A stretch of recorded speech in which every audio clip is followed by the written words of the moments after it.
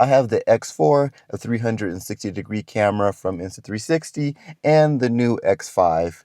There have been some big upgrades to the X5, but have those upgrades really improved the image quality and functionality? That's exactly what we're going to find out. I'm going to do side-by-side image comparisons, test out the internal mics, and share all the upgrades. Insta360 sent me the X5 to test. My affiliate link is down in the description. If this video is helpful and you decide to purchase it, I'd appreciate it if you use it. It helps support the channel. Thanks. The sun is coming up while I'm speaking, but I'm not in any direct sunlight. The sun is rising on the other side of that mountain. I'm gonna do my stair workout this morning. When we get up to the top, we should have some nice views and some good light, and we'll see how well the X4 and the X5 perform. I need a second to catch my breath here while I do that. But check out the image quality of the sun coming up here. I caught my breath. The views up here are incredible. Great way to start the day. And this is the perfect spot to do a comparison of the high dynamic range modes for both of these cameras. The X4 has a specific HDR video mode, but the X5 does not have a specific HDR mode anymore. If you want to do a high dynamic range video, you stay in standard video mode, but you lower the resolution to 5.7K, and then you have the option to turn on HDR. HDR works well when you're backlit. Like right now, the sun is just coming up and it is right behind me, so it's a strong possibility everything back here is going to be exposed properly, but since my front is in the shadows, you're going to lose some of that detail. I'm going to turn on HDR and we'll see if we can see a difference. Right now I'm looking into the X4 in HDR mode. The sun's right behind me, and now let's see how it looks on the X5. I'm looking into the X5 here. Sun's right behind me. It's hard to tell what the image quality is going to look like when you're looking at the screen, but at least by looking at the display, I can see significant difference. I'm way brighter on the X5. On the X5, when HDR is on, 60 frames per second is the max. I have 5 more rounds of the stairs to do. I'm gonna knock them out, and then we're gonna go over all the rest of the features and continue with our comparison. Got that knocked out while I'm cooling down. I figured walk around the park, do some more comparisons between the X4 and the X5, and share the upgrades and new features on the X5. A lot of times when a new camera is released, especially if it's only been about a year or so, you might not get a really big change, maybe a software update, maybe a few accessories, kind of like what GoPro likes to do. But this one is actually a legitimate upgrade. There is a hardware upgrade, there's software upgrades, and it is a really step forward for the camera. The X5 has a larger sensor. The sensor size in the X4 is 1/2 inch. The new sensor for the X5 is 1/1.28, and that's I think 144% increase in sensor size, and that should really be seen in image quality. You should be able to get more light, more detail, more sharpness, and it's always good to get a larger sensor. That's probably one of the biggest things that can improve the image quality in a camera. I have been testing out the X5 for the last few weeks now, and one of the things that really impressed me is the audio quality of the internal mic. And you know, audio is so important, but it's hard to get, especially if you record outside like I'm doing right now. And the biggest issue is wind noise. Insta360 has actually installed a built-in wind guard over the microphone of the X5 to break up that wind, which really helps. You know, all action cameras have an audio reduction setting, and they're not too impressive. I'm not impressed with most of them, because I find that you need that audio reduction in the camera, but you need some kind of physical barrier. So I typically, like right now, I have the Mic Mini 2 on me. I'm not using it for this audio right now. I use it for when I'm recording sections of this video with the Pocket 3, but I need that with like a little wind muff right here if I'm going to record outside. Just without any kind of wind muffler barrier, you just can't get good audio quality out of the camera. The audio quality on the X5 when you're doing any kind of outdoor activity is really impressive, and I'm interested to see how it compares with the X4. Earlier in the video when I was up there at the top of that the stairs there, it was really windy, and it's just really windy where I live anyways, so I'm curious when I go and edit this video what the audio quality is going to be like on these two cameras, because it was howling up there. In addition to having the built-in wind guard, the X5 also has a setting called voice enhancement, and that is my favorite audio setting to use on the camera. When you use that, it kind of drowns out the background noise and, you know, focuses on the voice, and it works really well. I've tried it out like in social places, even when you use it in conjunction with the wind guard, it works really well. So I kind of prefer that more than even the wind reduction mode, because it sounds more natural. But for this test, the X4 and X5 are both on wind reduction mode. The X5 has wind reduction, weak, and wind reduction strong, I believe. And the X5 has a similar mode on it. So for comparison purposes, I thought that's the best way to go. The X4 and the X5 are both waterproof. The X4 is waterproof up to 10 meters, and the X5 is now waterproof up to 15 meters. I just thought of another audio test here. When you're using either camera, of course you can use it with the selfie stick, which puts it about 3 feet or so away from your mouth. What is the audio quality going to be like when it's that far away? So let's find out. I have it on the selfie stick. I did a similar test with the X5, it did well. Now let's see how well the audio is going to pick up on the X4. The X5 has a new mode called Insta360, and I'm using it right now, and it makes editing a little bit easier. So the camera is recording 2 videos simultaneously. It's recording either vertical or horizontal video in 1080p using the front-facing camera, while at the same time recording a 360 video. So you can have your selfie view recording while at the same time catching everything else that's happening in the environment around you. Like this beautiful, water over here. It's been a long time since I've been to this end of the park. I forgot how nice it was over here. These small little things can help make the editing process a little bit quicker and easier. The X4 and X5 both record in 8K, which seems like a lot, especially compared with other action cameras that shoot in 4K or 5.7K. But the issue is that 8K is being spread over a wide field of view. I found a couple of sculptures here.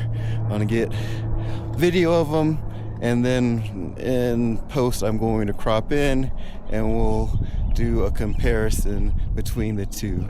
The X5 should perform better because even though it still records in 8K, it has something called 11K oversampling, and just the larger sensor alone should really improve the image quality. This sculpture is kind of in the shadows. Let's find something that's got some good light.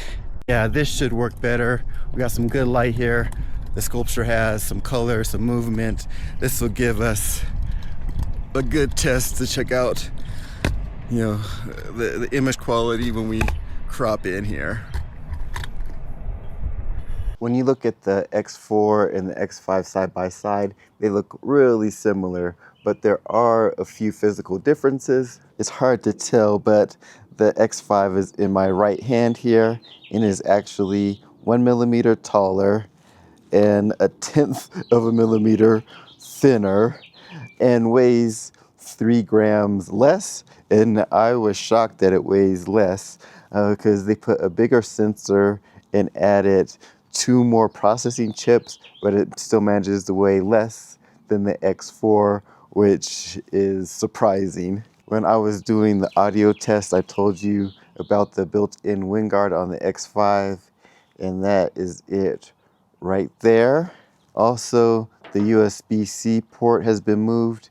It is up here on the X4, and it has been moved to the lower right-hand side on the X5. One thing that is unfortunate if you're considering upgrading from the X4 to the X5 is that the batteries aren't compatible. Here's the X4 battery compared to the X5 battery. The X5 battery is bigger. The upside is, though, that you do get more runtime. You can expect to get, depending on your settings, 185 minutes of runtime with the X5 as opposed to 135 minutes with the X4. And the X5 now supports fast charging, so you can charge this up to 80% in 20 minutes, which is great. So this is the X4. You can see the lens, and you compare it to the lens of the X5. And on the X5, there's these little ridges.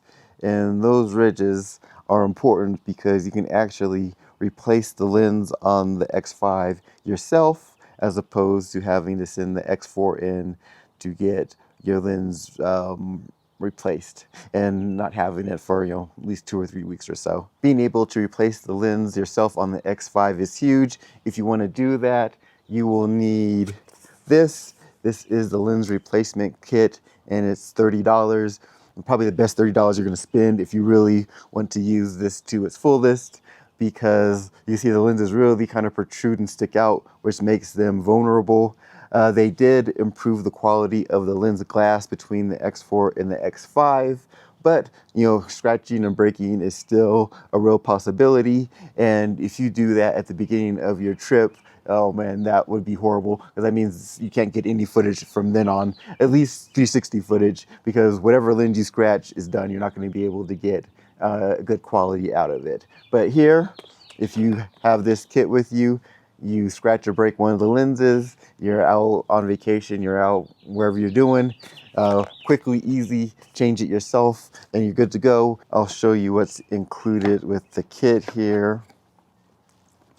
So we have a removal tool, brush, cleaning wipes, lens cloths, disposable gloves, and you really want to use the gloves and you want to use the wipes and the cloth because you want the lenses to be clean before you do the replacement. You don't want to put it on there and then find out the inside is smudged and you have to do it all over again. This is the removal tool, and it has these ridges that match the ridges on the X5.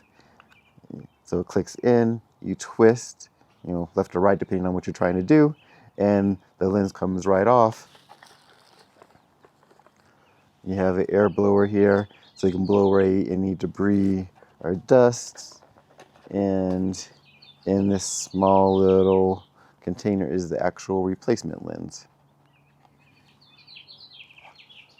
So you have the lens right there, has a little suction cup, and you can do this just about anywhere. For the next test, I'm gonna have to wait for it to get dark so we can see how well they do in low light. Typically, action cameras don't do well in low light, and that's because they have smaller sensors, not a lot of processing power. But I mentioned earlier, the X5 has a decent size sensor in it, and I'll go into a little bit more detail about the processing power. So let's see how they do. On this channel, I make outdoor content, hiking, overlanding, and videos about the gear that I use to make those videos. If any of that is interesting to you, make sure to like and subscribe. Thanks. I've had time to review the video from the park the other day, and I can definitely see a difference in the quality in the X4 and X5 footage. I really like the color of the X5 footage. I wasn't really a fan of the HDR for the X4 or the X5. I've been testing out the HDR settings in a variety of environments, and I always come back just liking the 8K footage better. When it came to the sound quality, when there was no wind, I couldn't really tell a difference between the X4 and the X5 with the internal mic. But when it was really windy, I could definitely hear a difference in that wind guard. Actually does something and improves the quality of sound in a windy environment. Okay, now for the task at hand. I'm out here to test out the low light performance of the X4 and the X5, and it's dusk, so it's gonna be dark any minute now. On the left is the X4, on the right is the X5. I started them both in standard video mode, and if you see here on the X4, it has a little indicator light here, and the camera can tell it's in a low light environment. If you tap that, it gives you a suggestion saying that you're in a low light environment, and for the best performance, I should be in 5.7K resolution as opposed to 8K, and asks you if you want to switch. So I'll switch. So in low light, you want to be in 5.7K, and there is a feature here that I've turned on. Let me show you. It's called low light stabilization. When I do the test, oftentimes with action cameras and their electronic image stabilization, in low light you'll get this blur and jitter, and this will help reduce that. So the X4 is set. It's in standard video mode, 5.7K resolution. The low light stabilization is on. So the X5 also in standard video mode at 8K. I get that same indicator light. I'll tap that, and here it gives me a different message. It says low light detected, try pure video mode for best results. And it asks you if you want to change, and you select change, and it puts you into pure video. And I'm going to talk about why you want to be in that mode as we walk around and test out the footage. To test out the low light performance of both cameras, I'm going to take a walk around downtown. I expect to see a big difference between the X5 and the X4. The X5 not only has the bigger sensor, but also has more processing power. In addition to that, it has a new mode called Pure Video. So if you're in a low light situation, you don't want to go into standard video or do any manual adjustments, Pure Video will take care of everything for you. It uses a larger sensor, and it uses the fact that the X5 has 3 processing chips, 1 AI chip and 2 pro imaging chips, and it uses that extra horsepower to enhance the brightness and to clean up the noise of the image. Some big upgrades have been made from the X5 to the X4. I've been using it more and more. To learn about other cool ways to use the X5 to record your adventures, check out this video.